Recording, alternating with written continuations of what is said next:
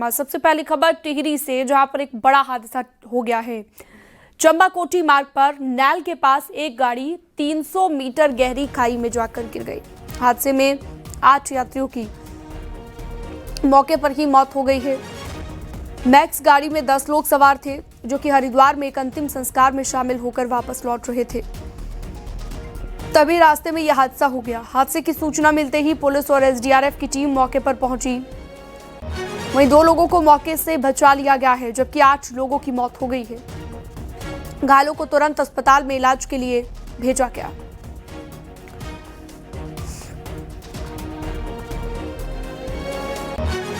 चंबा से कोटी की तरफ जो रोड है, उसमें नैल गांव के आसपास इनका अचानक से एक्सीडेंट हो गया। उसमें से 2 घायल हैं और 8 मृतक हैं।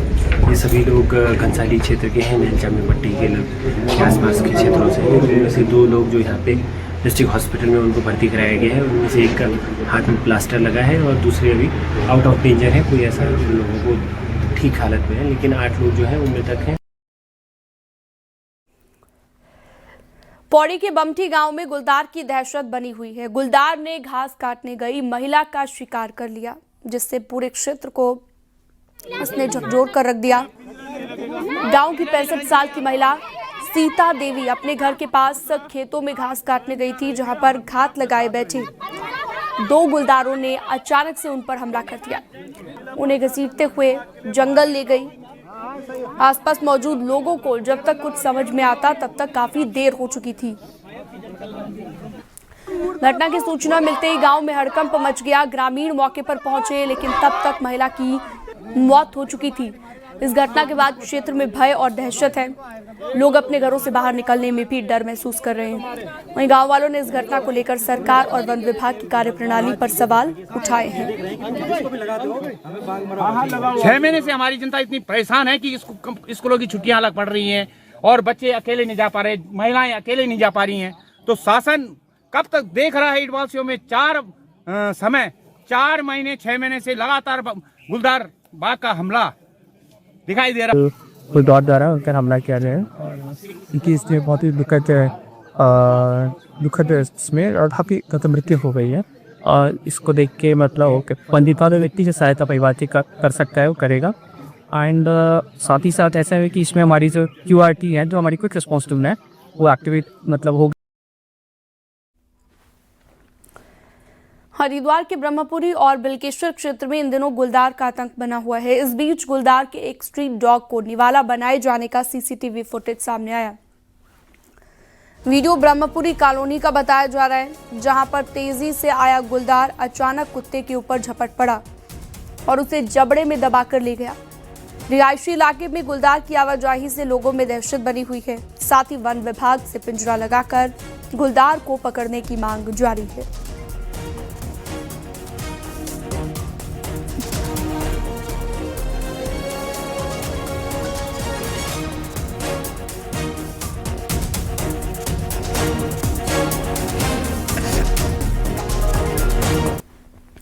न्यूज 18 के editor in chief Rahul Joshi के साथ खास बातचीत में बीजेपी अध्यक्ष नितिन नवीन ने उत्तराखंड के मुख्यमंत्री पुष्कर धामी की भी तारीफ की और कहा है कि धामी ने चुनौतियों का सामना करते हुए उत्तराखंड को विकास के रास्ते पर आगे बढ़ाया।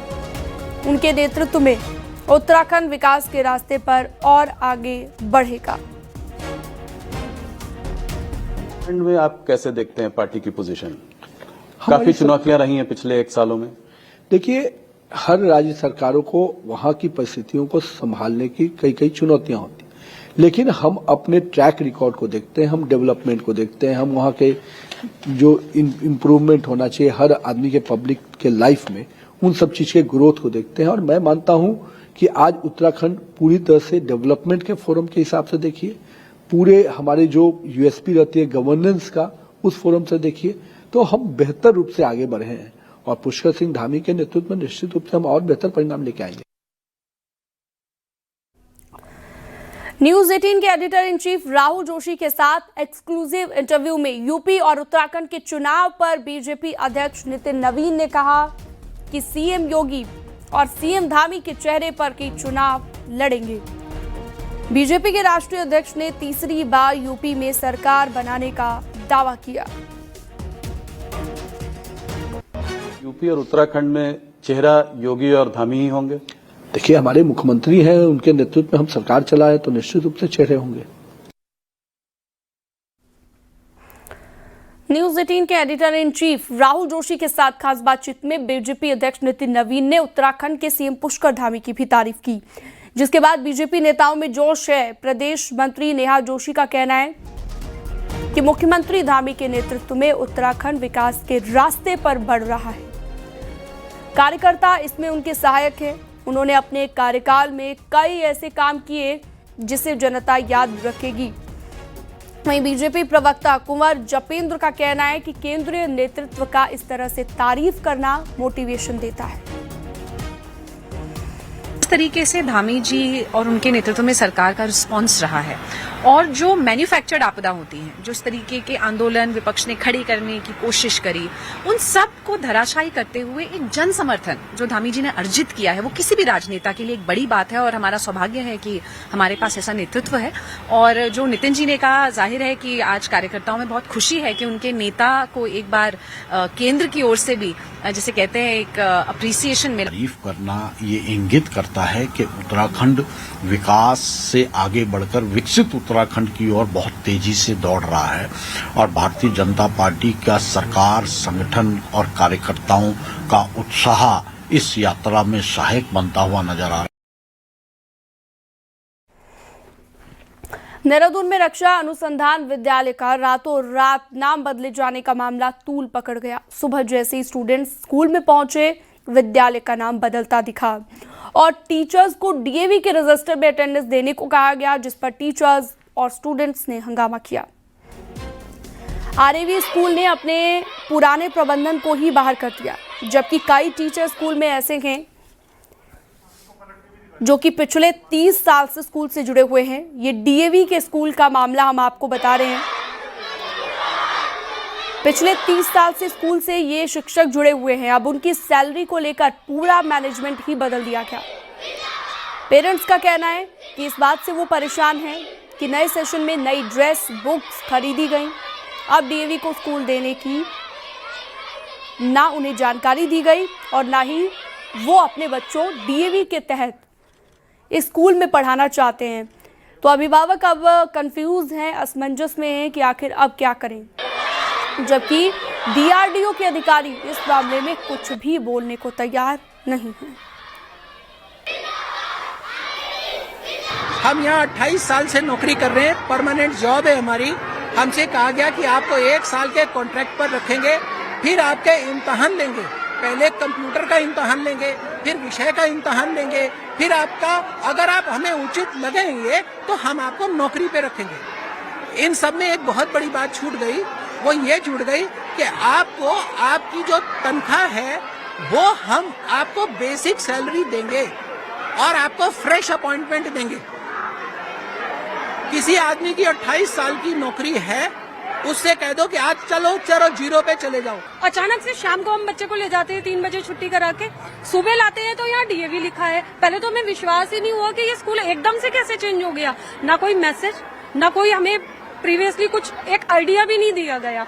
उसके बाद कहते हैं कि ड्रेस भी चेंज होगी, आपकी फीस स्ट्रक्चर भी। ऑब्वियसली एक गवर्नमेंट स्कूल से, एक सेंट्रल गवर्नमेंट के स्कूल से ये डायरेक्ट एक प्राइवेट ऑर्गेनाइजेशन को दे दिया गया।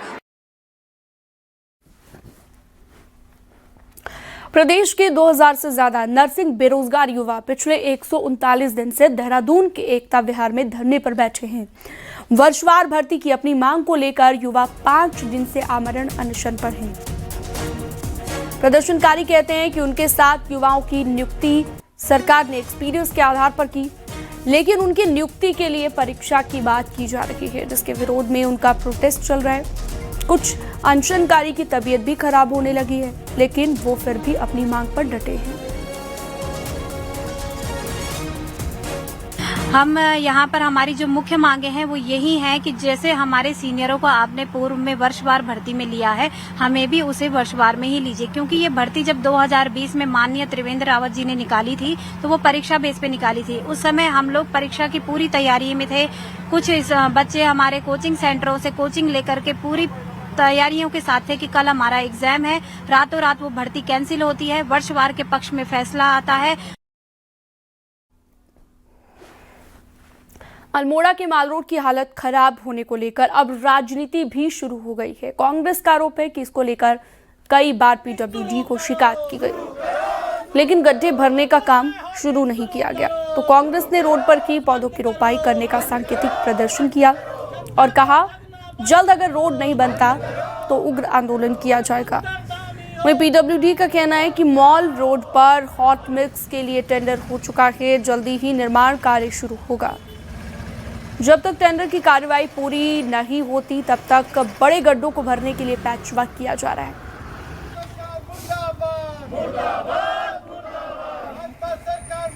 जो हमारी रोड माल रोड है, इसमें जो थोड़ा बड़े गड्ढे थे उसमें हम जनता की सुविधा के लिए इसमें हमने पैच भरान का कार्य शुरू कर दिया है।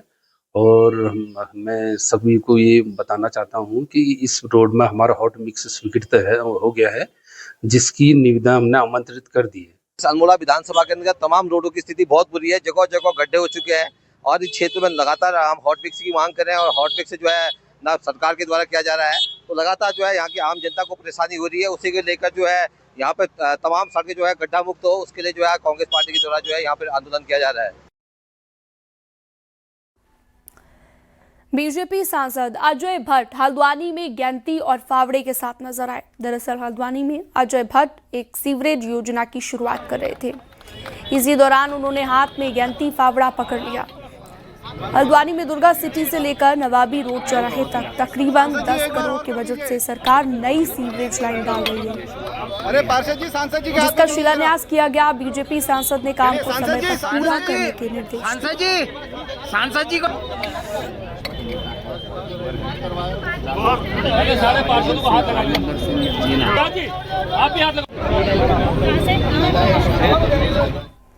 से अभी तक 75 करोड़ रुपए की लागत से सिर्फ सीवर लाइन जितनी भी खराब हैं, चौक हो जाती हैं और ओवरफ्लो होती हैं, उनको ठीक करने में अभी तक पैसा लग चुका है। आगे और भी जितने भी वार्ड्स हैं उनमें जो सीवर लाइन खराब हैं, चौक हुई है, उसके लिए भी हमने कहा है उसके प्रपोज।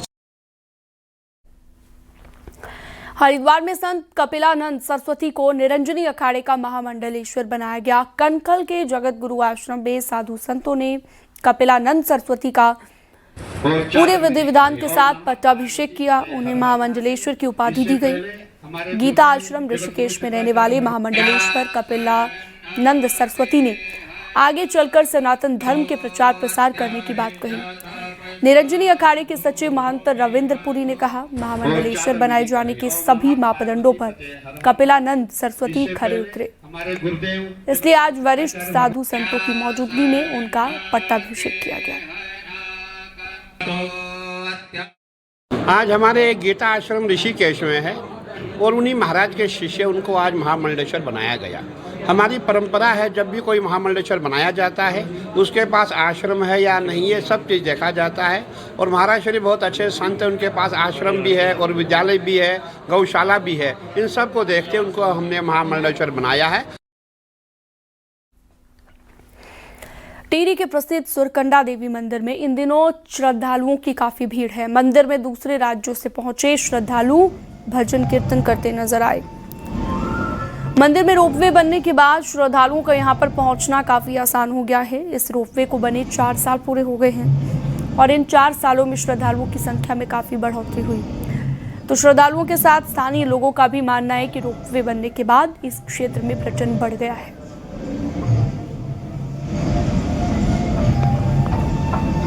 तो मंदिर का लोकेशन इतना मतलब मैं बता ही नहीं सकती, इतना अच्छे जगह सुंदर है कि चारों तरफ से पहाड़ और बीच में मंदिर, पूरा बाजू का सब दिख रहा है। भगवान पार्वती का जो ये मंदिर है सुरकंडा, बहुत ही पीसफुल एनवायरनमेंट में सबसे ज्यादा हाइट पे है, तो इससे बहुत मन को शांति मिलती है। और ये जो सुविधा दी है रोपवे की, इसकी वजह से बहुत कंफर्टेबल है। मशहूर अभिनेत्री दीप्ति भटनागर ने चारधाम की व्यवस्था में धामी सरकार की जमकर तारीफ की। दीप्ति ने यमुनोत्री धाम पहुंचकर पुलिस और आश्रम में प्रशासन की दरअसल तारीफ की है। पुलिस और प्रशासन दोनों की तारीफ की गई। वो इस समय उत्तराखंड में अपनी एक फिल्म की शूटिंग भी कर रही हैं। भट्टागर और मैं हूँ यमुनोत्री धाम में। मैं एक मैसेज देना चाहती हूँ कि मैं यहाँ आई तो इतना अच्छा अरेंजमेंट मेरा किया है उत्तराखंड पुलिस ने, और मैं पिछले कुछ दिनों से उत्तराखंड में शूटिंग कर रही हूँ और मैं सच में ये शूटिंग नहीं कर सकती थी अगर मेरे पास ये पुलिस सपोर्ट नहीं होता। Thank you. मैं उनके डीजीपी सर हैं दीपक जी, उन्हें थैंक यू करना चाहती हूँ। कमलेश मैम जो उत्तराखंड जो उत्तरकाशी की एसएसपी हैं। गंगोत्री धाम में इन दिनों भक्तों की भारी भीड़ उमड़ रही है। हर दिन हजारों श्रद्धालु मां गंगा में स्नान कर पुण्य कमा रहे हैं, लेकिन श्रद्धालु बड़ी संख्या में साड़ी, धोती, कपड़े और पूजा सामग्री गंगा में बहा रहे हैं। सबसे ज्यादा चिंता की बात यह है कि महिलाएं श्रृंगार सामग्री जैसे साड़ी, कंघी, शीशा, अन्य वस्तुएं गंगा में अर्पित कर रही हैं, जिससे गंगा का जल प्रदूषित होता है।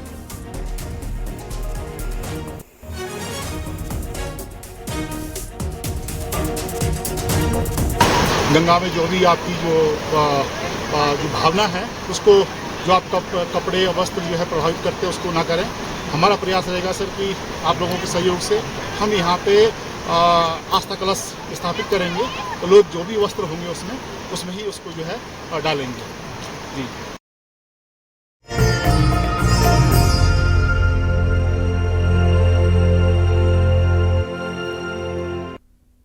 आज बद्रीनाथ धाम के कपाट सुबह 6:15 पर श्रद्धालुओं के लिए खोल दिए गए हैं। भगवान बद्री विशाल के कपाट खोलने की प्रक्रिया सुबह 4:30 बजे से शुरू हो गई थी। मुख्यमंत्री ने बद्री विशाल के दर्शन किए, पूजन किया और देश और प्रदेशवासियों की सुख शांति की कामना की।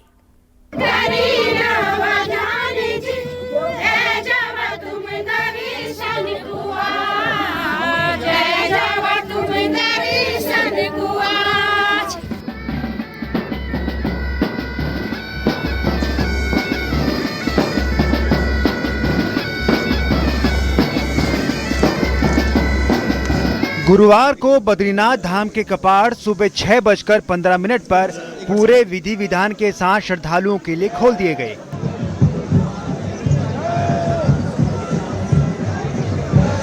भगवान बद्री विशाल के कपाट खोलने की प्रक्रिया सुबह 4:30 बजे से ही शुरू हो गई थी। सबसे पहले माता लक्ष्मी को परंपरा अनुसार उनके मंदिर में विराजमान किया गया। फिर दक्षिणी द्वार से कुबेर और उद्धव जी की मूर्ति मंदिर में प्रवेश कराई गई। उद्धव और कुबेर जी गर्भगृह में विराजमान हो गए और माता लक्ष्मी अपने मंदिर में विराजमान हुई। उसके बाद मेष लग्न पर भगवान बद्रीनाथ के कपाट श्रद्धालुओं के लिए खोल दिए गए।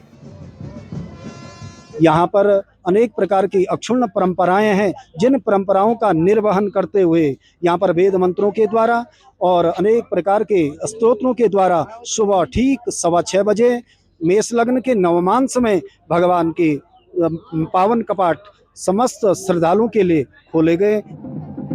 कपाट खुलने के दौरान सीएम पुष्कर सिंह धामी भी बद्रीनाथ में ही मौजूद थे। मुख्यमंत्री ने बद्री विशाल का दर्शन पूजन किया और देश और प्रदेश वासियों की सुख शांति की कामना भगवान बद्री विशाल से की। सीएम धामी ने कहा कि सरकार का पूरा फोकस सुरक्षित सुगम चारधाम यात्रा पर है। अद्भुत है, बाबा का दरबार है, भगवान बद्री विशाल का दरबार है, सब अद्भुत है और बड़ी संख्या में भक्तगण आ रहे हैं। बड़ा उत्साह है लोगों में। केदार मंदिर समिति ने भी यहाँ बहुत अच्छा इंतजाम सब किया है। भगवान बद्री विशाल की ये नगरी भव्य बद्री और दिव्य बद्री के रूप में परिवर्तित हो रही है। बाबा केदार के कपाट खुले, लगभग 45,000 आदमी तीर्थ यात्री वहाँ पर था, जो अनएक्सपेक्टेड था। शायद पहली बार इतनी संख्या में वहाँ पर तीर्थ यात्री पहुंचे और लगातार यहाँ भी आज हजारों की संख्या में सुबह बद्रीनाथ जी के कपाट पर भी यहाँ पर बहुत सारे हजारों तीर्थयात्री यहाँ पर उपस्थित थे। भगवान बद्री विशाल के दर्शन के लिए दूर दूर से भक्त पहुँचे हैं। वहीं यात्रा की व्यवस्था को लेकर यात्री खुश हैं। इसके साथ ही कांग्रेस विधायक ने भी यात्रा की तैयारियों को लेकर सरकार की तारीफ की है।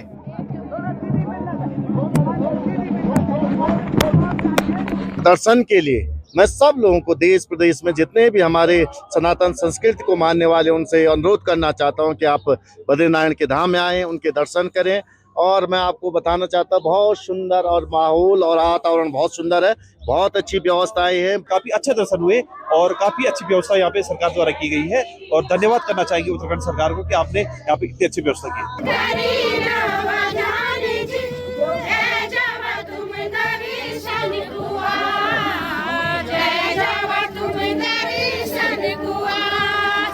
कपाट खुलने के वक्त धाम में स्थानीय लोगों ने पारंपरिक गीत गाए और भगवान का वंदन किया। हर कोई बद्रीनाथ के दिव्य दर्शन करके मंत्रमुग्ध हो गया।